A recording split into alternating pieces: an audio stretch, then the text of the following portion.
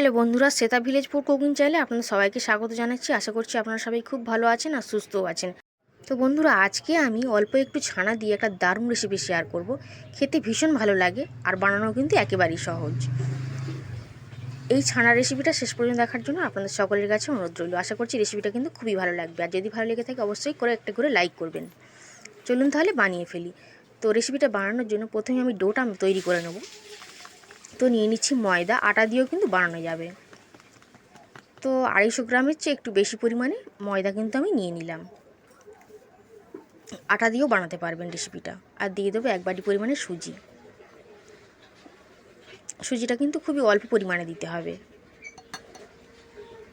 সুজিটা দিলে খেতে কিন্তু ভীষণ ভালো লাগবে। আর দিয়ে দেবো সামান্য পরিমাণে লবণ।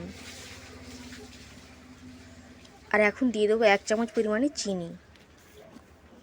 চিনিটা চাইলে আপনারা না দিতে পারেন, কিন্তু চিনিটা দিলে খেতেটা ভালো লাগবে, খেতে বেশ ভালো লাগবে। দিয়ে দিলাম সামান্য পরিমাণে চিনি। এখন দিয়ে দেবো রিফাইন্ড অয়েল। এর পরিবর্তে আপনারা একটু ঘিও দিয়ে দিতে পারেন। 1.5 চামচ পরিমাণে দিলাম। সব কিছুকে একসঙ্গে দিয়ে হাত দিয়ে খুব ভালোভাবে কিন্তু মাখিয়ে নিতে হবে। খুব সুন্দর করে এভাবে মেখে নেব। এখন তো গরম খুব পড়ে গেছে, তাই বেশি কিন্তু আগুনের কাছে যাওয়া যাচ্ছে না, তাই এরকম রেসিপি কিন্তু বানাতে হবে। তো খুব সহজেই টিফিনটা বানানো হয়ে যাবে। তো দেখুন, অল্প অল্প করে জল দিয়ে কিন্তু একটা ডো বানাতে হবে। আর ডোটা কিন্তু নরম করে বানানো হবে না, আর একেবারে শক্ত করে বানানোরও কিন্তু প্রয়োজন নেই। তো খুব সুন্দর করে অল্প করে জল দিয়ে একটা ডো কিন্তু আমি মেখে নেব। গরমের সময় বাচ্চাদেরকে এরকমভাবে টিফিন বানিয়ে দেবেন, তারা কিন্তু খুবই আনন্দ করে খাবে। তো দেখুন, একটা ডো কিন্তু আমি মেখে নিয়েছি, বেশ সফট ডো হয়ে গেছে। আর এখন কিন্তু এটাকে রেখে দেবো কিছুক্ষণের জন্য। আর ততক্ষণ ছানাটাকে রেডি করে নেব। তো খুব ভালো করে কিন্তু মাখতে হবে, তাহলে কিন্তু খুব নরম তৈরি হবে। তো দেখুন, এভাবে কিন্তু রেখে দিচ্ছি কিছুক্ষণের জন্য। আর এখানে আমি কিছুটা পরিমাণে ছানা কেটে নিয়েছিলাম আর জলটা ঝরিয়ে নিয়েছি। এভাবে একটা ছাঁকনির মধ্যে রেখে দিয়েছিলাম, সমস্ত জল কিন্তু ঝরে গেছে ছানা থেকে। এখন ছানাটাকে একটা প্লেটের মধ্যে নিয়ে নিচ্ছি। নিয়ে কিন্তু খুব ভালো করে প্রথমে মাখতে হবে, যাতে ছানার মধ্যে কোনো রকমের দলাভাব না থাকে। খুব সুন্দর করে মাখতে হবে ছানাটাকে। আর হাত দিয়ে এইভাবে মাখতে হবে, হাতের তালু দিয়ে।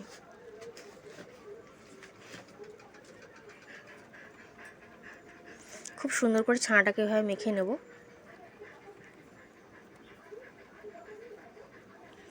ছানাটা যতটা ভালো হবে, ভালোভাবে মাখা হবে, টিফিনটা কিন্তু ততটা ভালো খেতে লাগবে। একটু খুব সুন্দর করে ছানাটাকে মেখে নিচ্ছি। একটু টাইম নিয়ে কিন্তু মাখতে হবে। অনেকটাই মাখা হয়ে গেছে। এই সময় আমি একটু চিনি দিয়ে দেবো। এখানে আমি 3 চামচ পরিমাণে চিনি নিয়ে নিয়েছি। পরিমাণটা আপনারা একটু কমিয়েও নিতে পারেন, অসুবিধা নেই। তবে 3 চামচ চিনি কিন্তু যথেষ্ট আছে। চিনিটা দিয়ে খুব ভালোভাবে কিন্তু মাখতে হবে। খুব সুন্দর করে একটু সময় নিয়ে ছানাটাকে মাখতে হবে। একদম মসৃণ একটা ডো বানিয়ে নেবো ছানা থেকে। আজকে টিফিনটা আমি ছানা দিয়ে বানাবো, ছানার পুর করে বানাবো। আপনারা চাইলে কিন্তু অন্য রকমের পুর দিয়েও কিন্তু টিফিনটা বানাতে পারেন। তো এইভাবে আমার মতন করে ছানা দিয়ে বানিয়েও দেখতে পারেন। রেখে দিয়েছিলাম কিছুক্ষণ, তারপর এখান থেকে কিছুটা গোল গোল করে বলের মতন করে কেটে নেব অংশগুলো। এরকম হাতে তালুতে নিয়ে একটু গোল মতন বানিয়ে রেখে দিচ্ছি। তো সবগুলোকে এই একই রকমভাবে কিন্তু বানিয়ে নেব।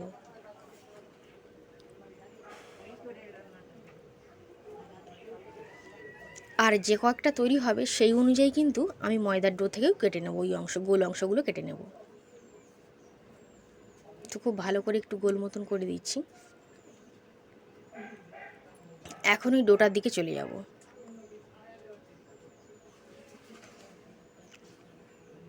ডোটা অনেকক্ষণ রেস্টে রাখা হয়ে গেছে, আরও বেশি সফট হয়ে গেছে। আর চিনিগুলো মেল্ট হয়ে গেছে। আর একটু ভালো করে মেখে নিচ্ছি। দেখেই বোঝা যাচ্ছে কতটা সুন্দরভাবে ডোটা মাখা হয়েছে। আর একটু ভালোভাবে কিন্তু মেখে নিলাম। নিয়ে এখান থেকে কয়েকটা লেচি কেটে নেব। যে কয়েকটা ছানার ডো ছানার বল তৈরি করেছি, সেই কয়েকটা কিন্তু ময়দা থেকে ওরকম বল তৈরি করে নেব। লেচিগুলো কেটে নেব। তো আমি এরকম সাইজ করে বানালাম, আপনারা আপনাদের পছন্দ মতো সাইজ করে বানাতে পারেন। তো 2 বা 3টেকে বানিয়ে নিচ্ছি। এভাবে সবগুলোকে বানিয়ে নেব, তারপর কিন্তু পুরটা ভরে নেব। তো তো একটাকে নিয়ে নিয়েছি, হাতের তালুর মধ্যে রেখে গোল করে প্রেস করে চ্যাপটা করে দিয়েছি। তারপর যেরকম একটা খুলি মতন বানানো হয়, তো মোটামুটি একটা পুর ভরবার জন্য একটা জায়গা করে নিচ্ছি। তো একটু বড় করে একটা জায়গা মতন একটা খুলি মতন বানিয়ে নিলাম। আর এখানে কিন্তু ছানার বলগুলোকে দিয়ে দেবো, দিয়ে খুব সুন্দর করে মুড়ে দেবো। দিয়ে দিয়েছি দেখুন, আর খুব সুন্দর করে সাইডগুলো ধরে কিন্তু মুড়ে দেবো। এই কাজটা খুবই সহজ, আপনারা কিন্তু একবার দেখলেই করতে পারবেন, কোনো অসুবিধা নেই। আর এই টিফিনটা খেতে এতটা ভালো হয় বন্ধুরা, কী যে বলবো, আপনারা একবার বাড়িতে না বানিয়ে খেলে কিন্তু বুঝতে পারবেন না। বাচ্চা থেকে বড় সবাই খুব পছন্দ করবে। তো দেখুন খুব ভালোভাবে কিন্তু এভাবে মুড়ে দেব, আর একটু হাত দিয়ে কিন্তু প্রেস করে চ্যাপটা করে দেব। কোনো রকমের বেলুন বাড়ি দিয়ে বেলবার কিন্তু দরকার নেই।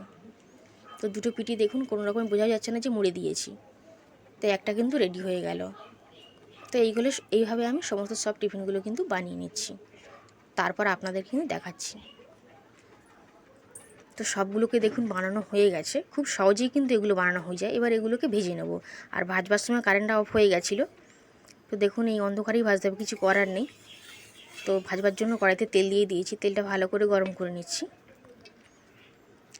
আর একটা একটা করে তেলের মধ্যে কিন্তু ছেড়ে দিচ্ছি। তবে তেলটা বিশাল গরম হয়ে গেলে তখন দেবেন না, এগুলো তাই খুব তাড়াতাড়ি লাল হয়ে যাবে, আর ভিতর থেকে ভালোভাবে কিন্তু রেডি হবে না। আর একটু টাইম নিয়ে কিন্তু ভাজতে হবে। তো প্রথম ব্যাচে আমি 4টে দিয়ে দিয়েছি, একটু সময় নিয়ে কিন্তু ভাজতে হবে। কিছুক্ষণ পর ফিরে আসছি। এভাবে কিছুক্ষণ কিন্তু রেখে দিতে হবে, 1 থেকে 2 মিনিট কিন্তু কোনোভাবে খুন্তি দিয়ে নাড়ানো চলবে না। আর তারপর আমি দেখুন খুন্তিটা দিয়ে একটু হালকা করে সবগুলোকে নাড়িয়ে চাড়িয়ে দিলাম, তারপরে কিন্তু উল্টে পাল্টে দেবো। এইভাবে এক সাইডও হতে দেব।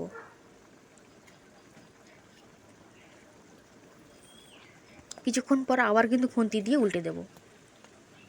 এইভাবে আবার উল্টে দিলাম। ডুবো তেলেই যে ভাজতে হবে তার কোনো মানে নেই, অল্প তেলেও কিন্তু ভাজা যাবে। আর এগুলো কিন্তু বেশ ফুলে উঠবে। তবে টোটাল ভাজাটা কিন্তু একদম লো আঁচেই ভাজতে হবে। তো দেখুন কিছুক্ষণ সময় নিয়ে ভেজে নিয়েছি, বেশ লাল কালার হয়েও গেছে, আর বেশ ফুলে উঠেছে, দেখতেও কতটা ভালো লাগছে, মানে চপের মতন দেখতে লাগছে, খেতে ভীষণ ভালো হয়।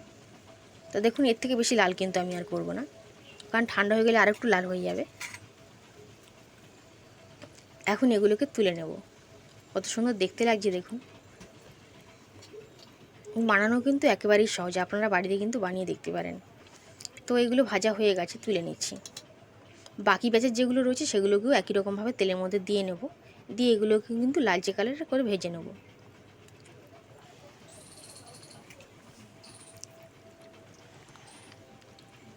বন্ধুরা আজকের রেসিপিটা কেমন লাগলো কমেন্ট করে কিন্তু অতি অবশ্যই জানাবেন। ভালো লাগলে অতি অবশ্যই ভিডিওটিকে লাইক করবেন, একটু শেয়ার করে দেবেন, আর কমেন্ট করে কিন্তু জানাবেন যে কেমন লেগেছে। এই ব্যাচেরগুলো ভেজে নিয়েছি, তুলে নিচ্ছি এগুলোকে। সবগুলো রেডি করে নিয়েছিলাম, একটা প্লেটের মধ্যে নিয়ে নিয়েছি। কতটা সুন্দর দেখতে লাগছে দেখুন, আর খেতেও কিন্তু ভীষণ ভালো হয়। প্রত্যেকটাই খুব সুন্দরভাবে ফুলেছে দেখুন, আর খুবই মুচমুচে, ভিতর থেকে একদম সফট। এখন একটাকে ভেঙে দেখিয়ে দেবো যে কত সুন্দরভাবে কিন্তু রেডি হয়েছে। আজ তাহলে এই পর্যন্তই, আবার হাজির হয়ে যাব আমি অন্য কোনো রেসিপিতে। ততক্ষণে আপনারা সবাই খুব ভালো থাকবেন আর সুস্থ থাকবেন। আর রেসিপিটা কেমন হলো কমেন্ট করে কিন্তু অতি অবশ্যই জানাবেন। ভালো লাগলে অতি অবশ্যই আপনারা বাড়িতে বানিয়ে খাবেন, আর ভিডিওটিকে কিন্তু লাইক করতে ভুলবেন না। আজ তাহলে এই পর্যন্তই, আজ আসলাম।